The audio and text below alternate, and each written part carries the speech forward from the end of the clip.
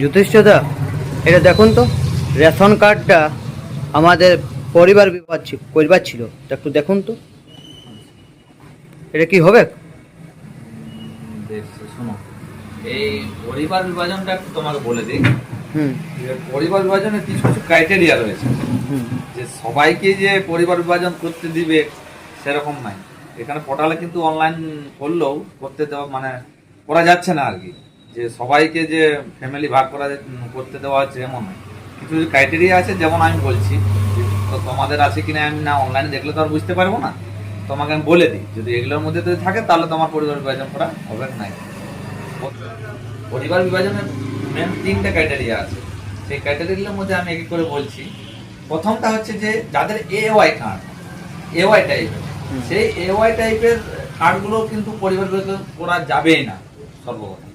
দ্বিতীয় হচ্ছে যে যারা মনে করুন সেই ফ্যামিলিতে 2 বছরের মধ্যে যদি কোনো নতুন নতুন যদি কেউ এড হয়, কোনো বাচ্চা যদি এড করা হয় 4 নম্বর ফর্ম যেটা, তাহলেও সেই ফ্যামিলিটা করা যাবে না। সে তার এসপিএইচ থাকুক, পিএইচ থাকুক, যে কোনো থাকুক, তার সেই ফ্যামিলিটা বিভাজন করা যাবে না, তারা যতজনে। 14 নম্বর ফর্ম, যেটা কোনো আদার্স ফ্যামিলি থেকে যদি আসে, যেমন বিবাহ সূত্রে আসছে, যে অন্য ফ্যামিলি থেকে এই ফ্যামিলিতে অ্যাড হচ্ছে, তাদেরও কিন্তু করা যাবে না এই 2 বছরের মধ্যে। আবার 2 বছরের পরে যদি হয় তখন করা যাবে, 2 বছরের মধ্যে করা যাবে না। এবং 3 নম্বরটা হচ্ছে যে সেই ফ্যামিলিতে মনে করুন 7 জন ফ্যামিলি, মানে 7 জন, সেই ফ্যামিলিতে 7 জন যেমন থাকে বা তার বেশি থাকে, 7 জনের কম থাকলে কিন্তু তাদের পরিবার বিভাজন করা যাবে না। এই তিনটেই ছিল মেন। ঠিক আছে, বুঝতে পারলে তো? হ্যাঁ, বুঝতে পেরেছি। হ্যাঁ, যদি এবার আমি লগ ইন করে দেখবো। এবার লগ ইন যখন করতে পারবো, তখন ডকুমেন্টসগুলো তোমার কি কি এনেছো, শুধু রেশন কার্ড আনলে হবে না।